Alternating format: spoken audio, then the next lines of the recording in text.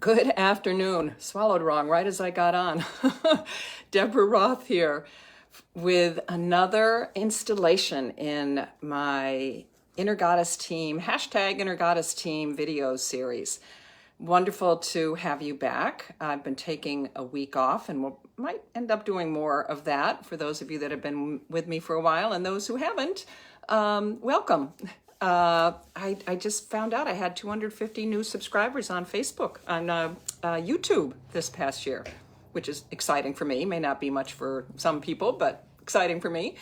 I start these, I do these first on Instagram and Facebook Live and then transfer them to my YouTube page. So please like them, subscribe on YouTube, all kinds of stuff. Usually it goes up on YouTube by Thursday evening. So, wonderful to be here. 'Tis the season to be a little busy. I just drove back from Mystic, Connecticut after spending my monthly 3 days with my amazing 93-year-old mama who lives on her own, and it was just delightful. And it feels like that connection, that grandmother connection, feels particularly apropos with the goddess that I had already chosen to do this week, because she's very much connected in some ways to this season, to this time of year, and I will do my best to pronounce her name correctly. She's the Hungarian goddess of fertility, she's found at weddings, obviously being a good place to honor fertility, but winter and love and romance. And her name, which I found several places pronounced and then realized one of my dearest, most sacred, wonderful friends is Hungarian. And so I called her and she gave me the right pronunciation. So I'm going to do my best. You can see her name in the comments and in the description on YouTube. Boldogasszony. I'm still not saying it right, but it's a beautiful name, and it means, it's actually apparently, it means happy woman, among other things. And I found several different translations, but that's what my dear friend Eva was the one right off the top. She said, "Do you know what it means?" And this was one of the meanings of them. But she's apparently more of, her name had more to do with themes, and she was actually taken over, as so many pre-Christian Judeo goddesses were, when Hungary was Christianized, and that was done by Saint Gellert, converted Hungarians to Christianity in the 11th century. And wrote that the church was associating Boldog Asszony, if there's no Y sound, it's kind of a swallowed, with Mary, and calling her the Queen of Hungary. And in fact, the Pope, later on, several centuries later, in 1896, to celebrate the country's millennial anniversary, sent an encyclical letter to the Hungarian nation granting permission for Hungarian Catholics to celebrate the feast of their patroness, Boldog Asszony. And so I found all kinds of things, of course, around her current connection, and she's honored in the form of Virgin Mary at this point. And in fact, it is a title, that's the word I was looking for, as opposed to a name. And the original Boldog Asszony had dominion over joy and fertility and abundance. In fact, her name, and these were some of the other translations I found, was Blessed Lady or Bountiful Queen, along with Happy Woman, which is kind of the classic one. She was celebrated at festivals that take place typically in the winter, after the harvest season was finished and meat preparation is done. And they're laden with all kinds of magic for personal relationships with people who would ask for her blessing, because one of her symbols is milk. which kind of goes with fertility, and she takes supreme, wonderful care of her children. She was considered to be one of the more benevolent goddesses, and was very patient when her children would honor her incorrectly or would neglect her. She was not given to, I thought this was great, she was not given to temper tantrums that are sometimes associated with some of the birth and fertility related goddesses.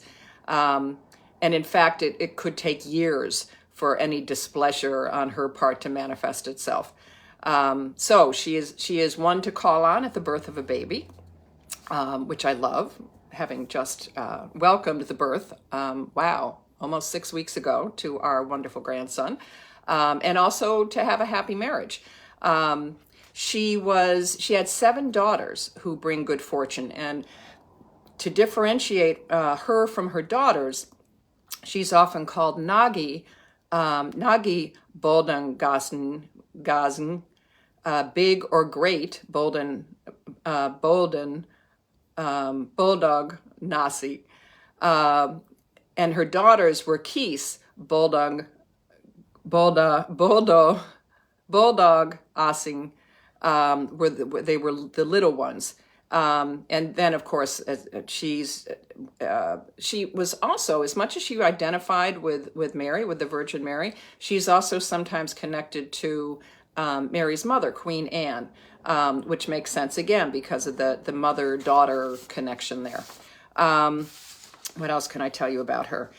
Oh, so the main deities in Hungarian mythology were from the Magyar, Magyar, nation, I guess. That was their pagan religion, and in that myth, like several shamanistic myths, the world was divided into 3 spheres. The first was the upper world, which was the home of the gods. The second was the middle world, which is what we know and where we live, and then the underworld. And there was, like in the Celtic tradition and many other traditions, there was a tree of life that intersected all of those worlds. So she was felt to believe in the underworld, in the lower world. In the upper world. The underworld was where the birds. The birds dwelled. Center of the world, and then the underworld, where people go when they die. I think that's probably all what I want to say about her. So think about if you have friends or family who are getting married. Hi, Jim. Or who have just had a baby. That's the time to invoke Boldog Asszony. Sorry, Eva, if you ever watch this. I'm doing my best. And if you, because she's connected with the Virgin Mary, who, of course, legend has, the Christian story is that she gave birth this time of year to Jesus. She is a wonderful one to honor at this time of year. The probably most authentic image of her I found was this. So often, and I've griped about it, I've ranted about it here. Often I find these cute little full-breasted, skinny, blonde goddess renditions of these really powerful, even crone goddesses sometimes are depicted like that. But this is right out of, I'm not quite sure where it came from, but you can see her name. Her name is over here, wherever she is. There she is. And you can see she's holding milk, I believe, and just very brightly colored from the Hungarian tradition. So, given her connection to this time of year and to children and considered to be the mother of Hungary. This is a chant, so that I'll leave you with the chant that I will share for her, and that is honoring ourselves as children of the universe, and in fact, children of Boldog Asszony. Close. And it goes like this. So just kind of take it in and take it with you when we sign off. I will be gentle with myself. I will love myself. I am a child of the universe, being born each moment. I will be gentle with myself. I will love myself. I am a child of the universe, being born each moment. Hi, Oki. Lovely to see you. So the other thing I will say before signing off is that we are coming up. We are in the darkest days of the year right now as the winter solstice is coming up in just a week. And so that is a time of rebirth. It's the rebirth of the sun in essence. And it's a time to really, honor this birthing, mothering energy that Boldogasszony brings to us. So think about that. What is it that you want to give birth to? What is it that you want to shine light on? This time of year is filled with candles, and I'll talk more about that next week when the winter solstice is actually happening. And my Unitarian church in New York City does a beautiful winter solstice celebration service in the evening, next Thursday, December 21st, which is when the solstice always is. So thank you so much for watching. Go to my YouTube channel if you're watching it on Facebook and Instagram, and you can read more about this beautiful Hungarian mother goddess then. Namaste. Have a beautiful, deep, dark, pre-solstice holiday season.